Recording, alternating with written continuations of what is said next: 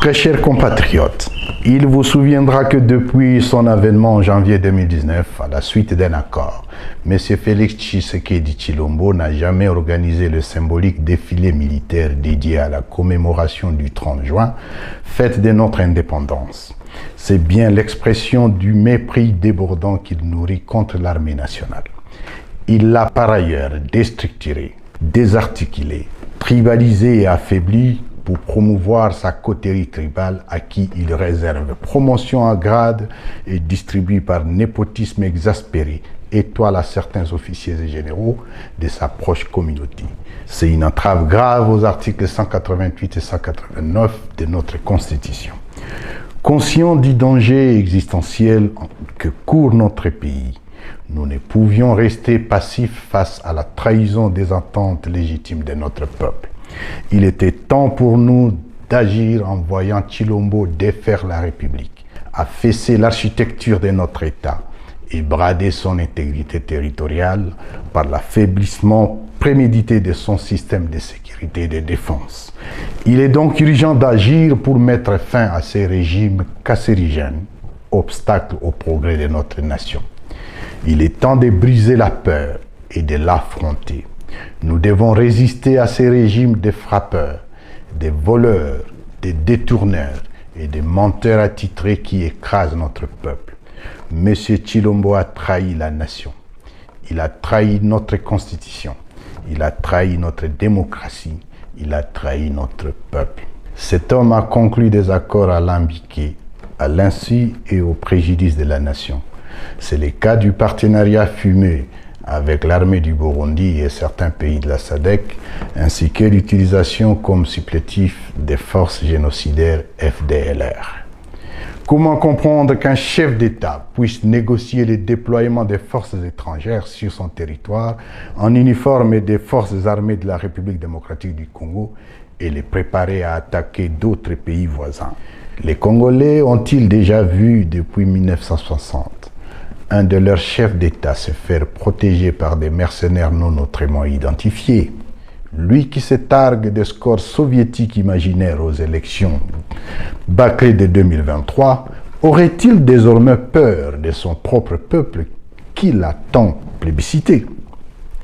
Tshilombo est le plus grand commun diviseur et l'agent déstabilisateur de la sous-région des Grands Lacs. Il mène une politique étrangère erratique et belliqueuse qui se démarque dangereusement des principes fondamentaux de notre diplomatie qui veut un Congo, espace géopolitique procurant paix et stabilité panafricaine.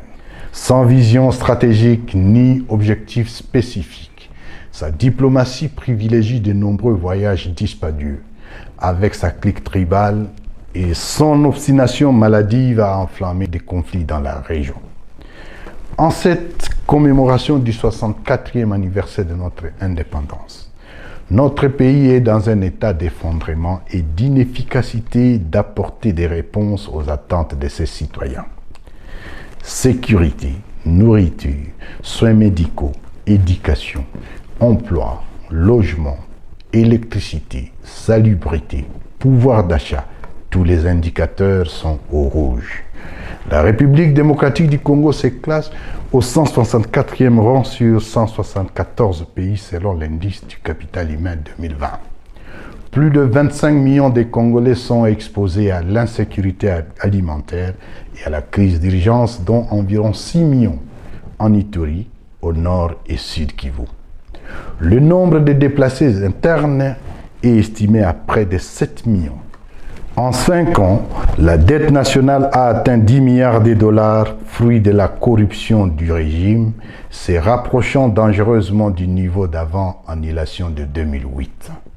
L'inflation est chronique, avec un taux supérieur à 25%.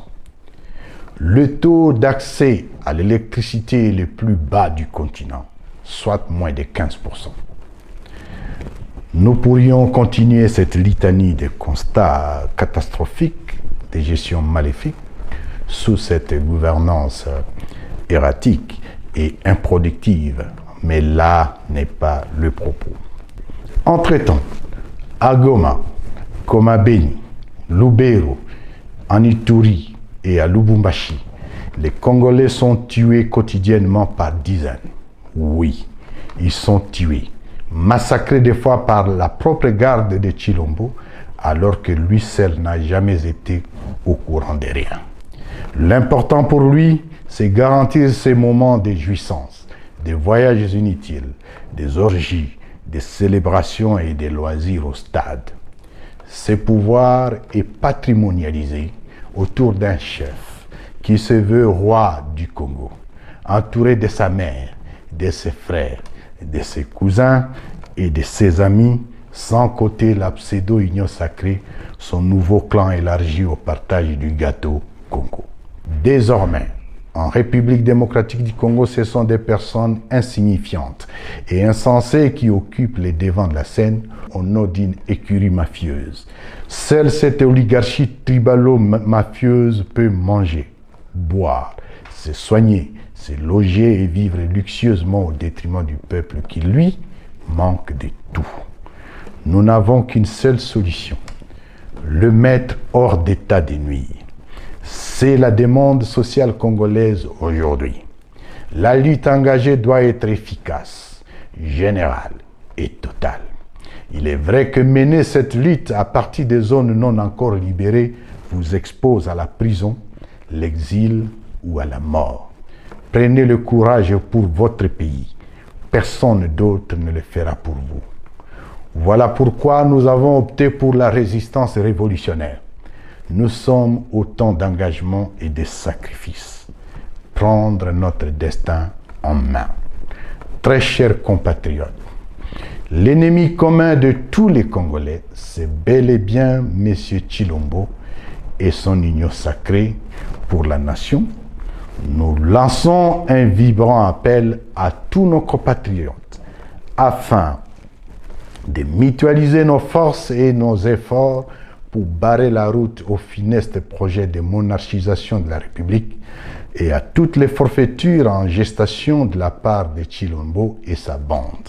Aux éléments des forces de défense et de sécurité, déshumanisés et clochardisés par Tshilombo, rejoignez la révolution.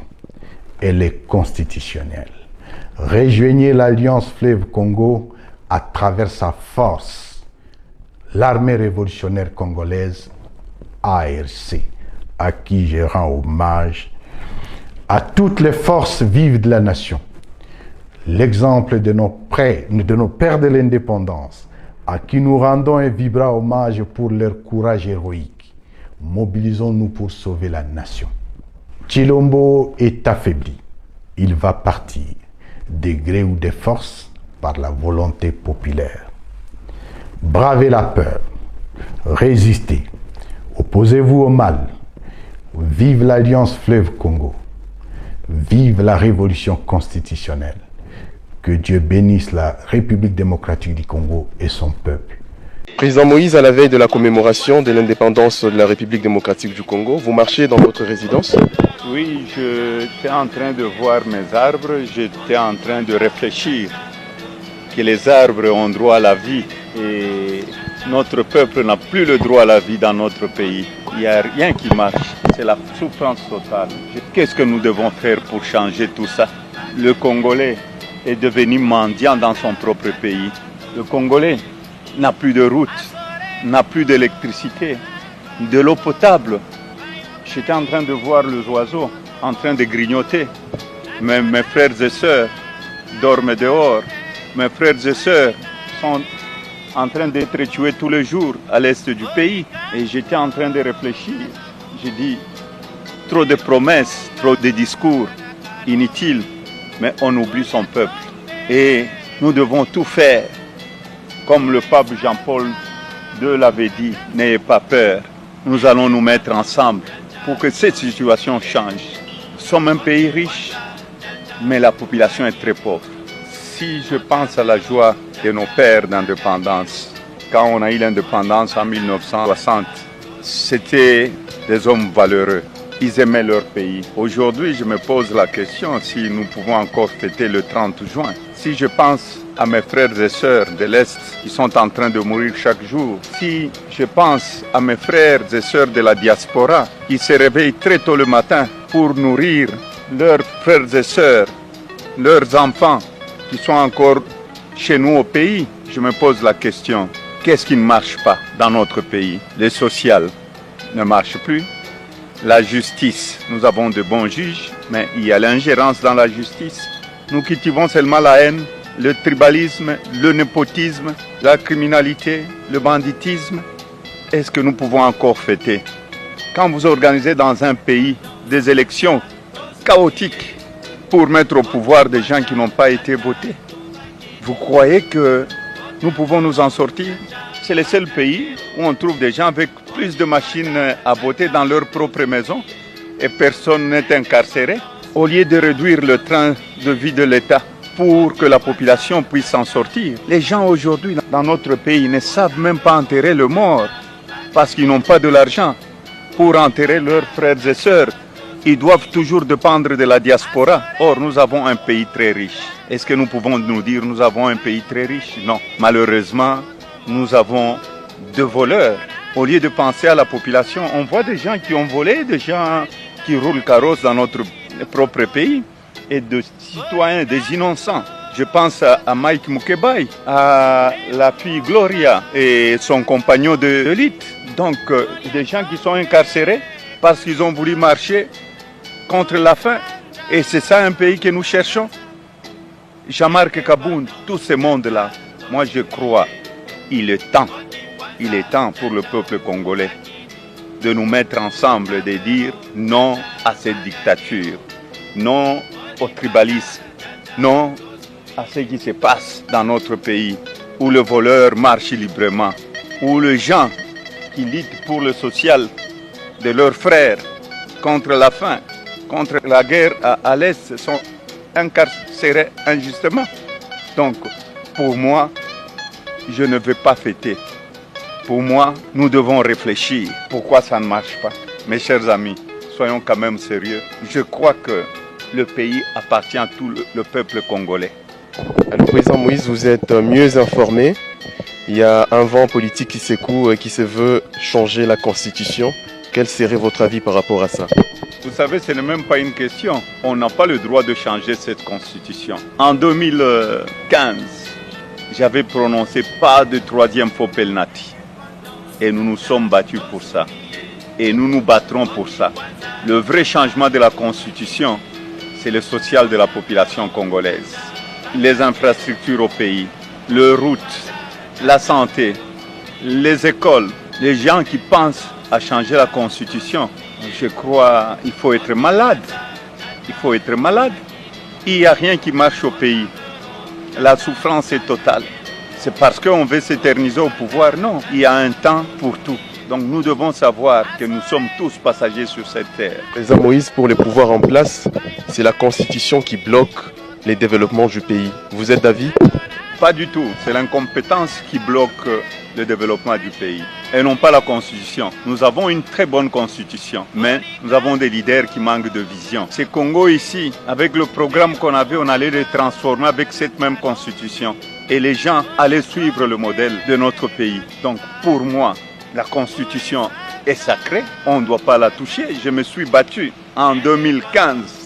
Si j'ai démissionné, c'était pour qu'on ne touche pas la constitution. Dans la politique, il faut savoir, il y a le temps où on est au pouvoir et il faut savoir aussi plier ses bagages quand le mandat est terminé et non pas s'éterniser au pouvoir. Congolaises et Congolais, j'ai entendu vos lamentations sur mon silence depuis les simulacres d'élection de décembre 2023 et je vous remercie de toujours compter sur moi. Sachez que je ne peux pas vous abandonner et je ne relâcherai pas les combats. Plus que jamais, je suis déterminé à le poursuivre avec vous pour bâtir un Congo libre, fort, digne et prospère. Très chers compatriotes, écoutez-moi. La liberté, la justice, la souveraineté et le bien-être ne se donnent pas. Ils s'arrachent. Comme les autres peuples africains, Refusons d'accompagner des politiciens véreux qui ne cherchent qu'à s'enrichir. Notre salut est entre nos mains. Lèvons-nous comme un seul homme et barrons la route aux fossoyeurs du Congo. Il n'y aura pas de changement de constitution dans notre pays, ni de présidence à vie. Congolaises et Congolais, dans la quête de dignité pour notre peuple, je rends hommage à ceux qui ont payé de leur vie et aux héros vivants qui portent les stigmates du combat, convaincus qu'un jour, notre pays sera libéré et engagé sur la voie de la démocratie et du développement. Je salue la mémoire de nos concitoyens qui ont perdu la vie au Nord Kivu, au Sud Kivu, en Ituri, au Haut-Ouélé, au Bas-Ouélé, au Maïndombe, au Kwilu et au Kwango, à cause de la convoitise de nos richesses naturelles par le Rwanda et l'Ouganda et de l'inaction des gouvernants depuis 2006. Je pense aussi aux 7 millions de nos compatriotes déplacés internes dans leur propre pays. J'ai compati avec tous nos compatriotes victimes de l'insécurité qui règne dans le pays, résultat des actions avilissantes des milices de certains partis politiques bien identifiés. Je rends hommage au sacrifice de ceux qui ont lutté pour la souveraineté, la liberté et la dignité des Congolais. Je pense notamment à Kipa Vita, Simon Kimbangu, Patrice Lumumba, Joseph Kasavubu, Etienne Tshisekedi, Joseph Malula et Laurent Mosengo qui nous inspirent. En ce 30 juin 2024, j'ai une pensée pour nos frères et sœurs victimes de l'intolérance politique, injustement emprisonnés, comme Jamar Kabound, Mike Mukebai, Gloria Senga, Robert Bunda et d'autres prisonniers. À ces vaillants combattants de la liberté, j'adresse mon soutien et mes encouragements. Tenez bon, les Congolais ne vous ont pas oublié. Votre place est aux côtés de vos familles et du peuple congolais. En ce moment crucial où l'intensification de la lutte est essentielle pour nous affranchir des chaînes de la dictature. Très chers compatriotes, en toute responsabilité, je demande à Monsieur Félix Tshisekedi s'il a l'amour pour les Congolais et les Congos de se raviser et d'intérioriser les slogans de Etienne Tshisekedi, le peuple d'abord. Le pays a besoin de la cohésion nationale. Nous devons nous réunir avec toutes les parties prenantes sous l'égide de nos pères spirituels afin de trouver des solutions adéquates pour défendre notre pays contre les agressions extérieures et également garantir des élections transparentes, impartiales et apaisées qui permettront au pays d'avoir des dirigeants légitimes. Il ne s'agit pas de partager le pouvoir, mais de sauver le pays de la balkanisation, de mettre fin aux crises politiques récurrentes et d'assurer le bien-être de notre peuple qui souffre. Au regard des défis géopolitiques et géostratégiques actuels du monde, nous devons donner au Congo-Kinshasa la place qui lui revient dans le concert des nations. C'est notre responsabilité collective.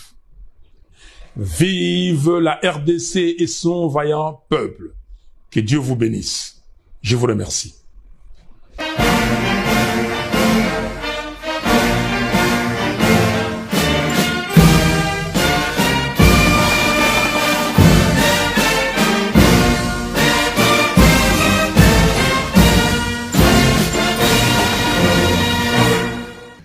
Congolaises, Congolais, mes très chers compatriotes,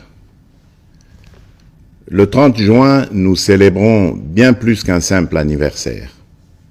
Nous célébrons l'âme de notre nation, sa force et sa résilience. C'est une célébration de notre liberté chèrement acquise par le courage et les sacrifices consentis par les pères de notre indépendance qui ont combattu sans relâche les affres du colonialisme pour que nous puissions jouir de notre liberté et de notre souveraineté. C'est ici le lieu de rendre un hommage appuyé à leur bravoure, à leur détermination et à leur vision lumineuse pour un Congo uni, libre et prospère. Aujourd'hui, nous sommes 64 ans plus âgés, 64 ans plus forts, 64 fois plus déterminés à poursuivre l'œuvre de nos pères fondateurs.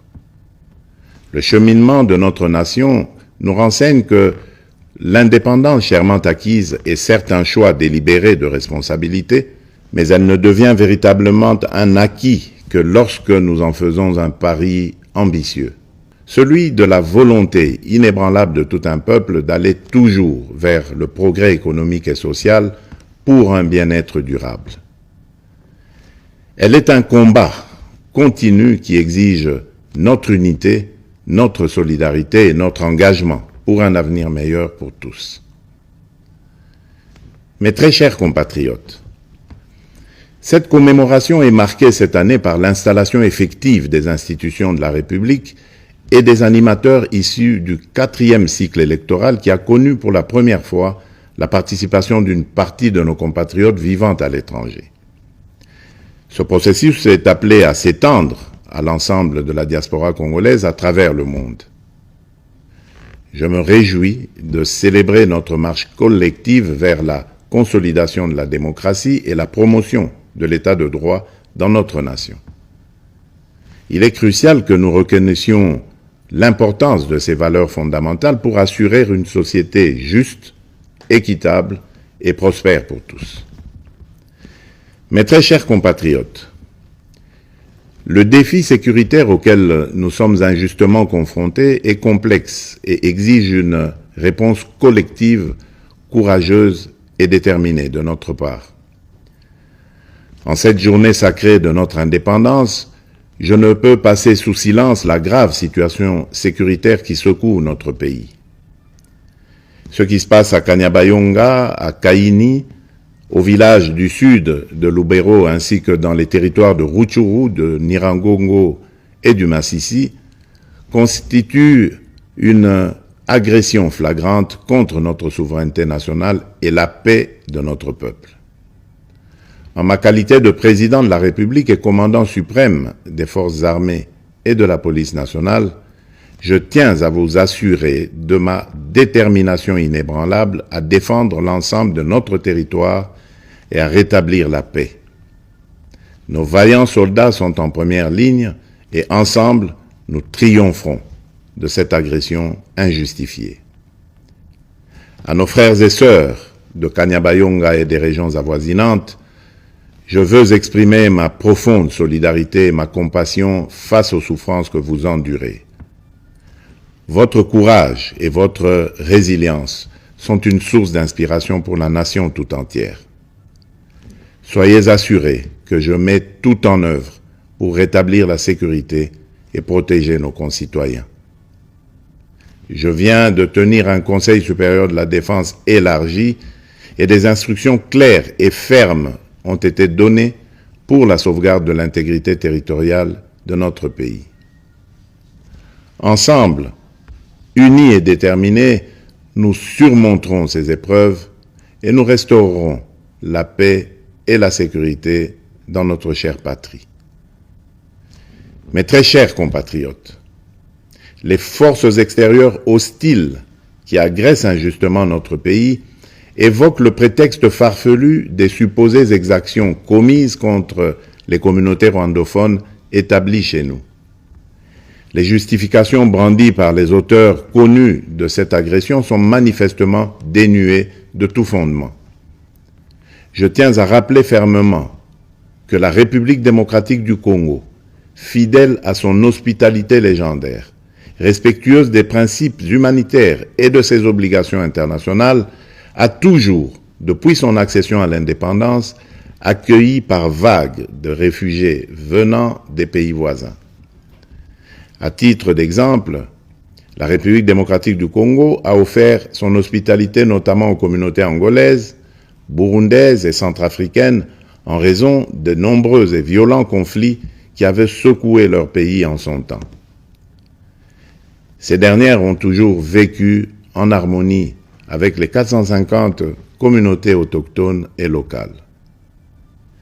La question des réfugiés est une préoccupation majeure pour notre gouvernement et nous la traitons avec sérieux, méticulosité et compassion. Cependant, le refus persistant de notre voisin de coopérer pleinement sur des questions essentielles, telles que convenues avec le Haut Commissariat des Nations Unies pour les réfugiés, complique la résolution de cette crise humanitaire. Prenant donc la mesure de l'héritage de notre indépendance, nous augmentons sensiblement les moyens de défense et de sécurité pour protéger avec plus d'efficacité nos frontières et nos populations.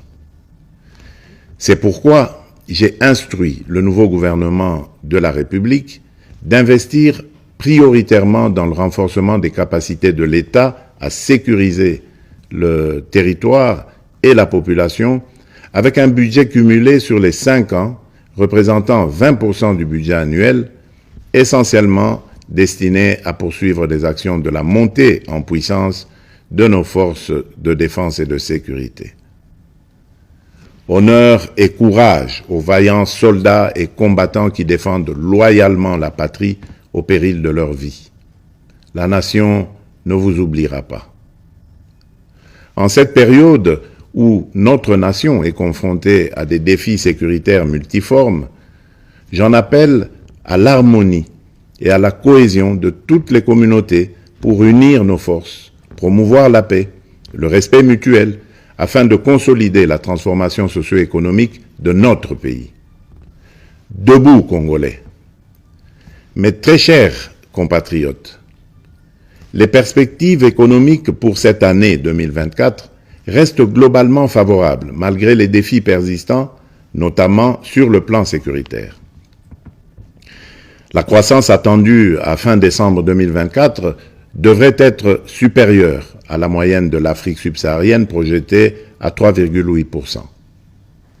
Certes, l'inflation et la dépréciation du franc congolais face aux devises étrangères pèsent sur les prix intérieurs. Mais, soutenus par des réformes économiques et des investissements massifs dans les infrastructures, les services et le secteur minier, les perspectives de croissance de la République démocratique du Congo pour 2024 restent optimistes. À partir de ces perspectives, je suis convaincu que la République démocratique du Congo est résolument engagée dans la trajectoire des pays à revenus intermédiaires grâce à la transformation de l'agriculture et de l'industrie. C'est pourquoi nous devons poursuivre les réformes, projets et actions initiées sous mon premier quinquennat qui ont produit des résultats positifs sur les structures de l'État et de la société. Il s'agit, entre autres, de la restauration de la fonction de contrôle financier et d'audit des comptes publics pour améliorer la gouvernance, la consolidation de nos réserves de change évaluées actuellement à 5 milliards de dollars américains, la gratuité de l'enseignement de base, les différents paliers de la couverture santé universelle ainsi que le programme de développement local des 145 territoires. Ces acquis seront capitalisés par les réformes initiées pour assurer une transition vers une économie plus diversifiée grâce principalement à la transformation agricole et au développement des infrastructures dans le secteur des routes, des chemins de fer, du numérique et de l'énergie. Dans ce sens, j'ai instruit le gouvernement d'accélérer dès cette année 2024 le déclenchement de la deuxième phase de ce vaste programme minerai contre infrastructure qui va contribuer à la promotion du marché intérieur et à la création d'emplois. Pour illustration, ce programme d'infrastructure permettra de relier le sud et le nord du pays. Cela va non seulement consolider notre réseau national de transport multimodal, mais aussi améliorer sensiblement la qualité de la communication à l'intérieur du pays. De même, dans le cadre de l'amélioration de la mobilité dans les grandes villes du pays, je viens de lancer les travaux de construction de la route de contournement de la capitale Kinshasa, partant de la cité de Mboudi et débouchant sur la route nationale numéro 1 par Badara, non loin de l'aéroport international de Njili. Mais au-delà de ces efforts encourageants, je suis conscient des difficultés sociales que rencontre la majorité des Congolais au quotidien. En ma qualité de garant de la nation, je peux vous rassurer que cette situation me tient à cœur et que rien n'arrêtera ma détermination à y apporter des solutions idoines et urgentes. Aussi, ai-je instruit le gouvernement à prendre des mesures nécessaires pour alléger le coût du panier de la ménagère et améliorer le pouvoir d'achat de la population. Mes très chers compatriotes, la véritable indépendance et la liberté découlent inévitablement du développement, fruit d'un dévouement et d'une prise de conscience profonde de nos responsabilités.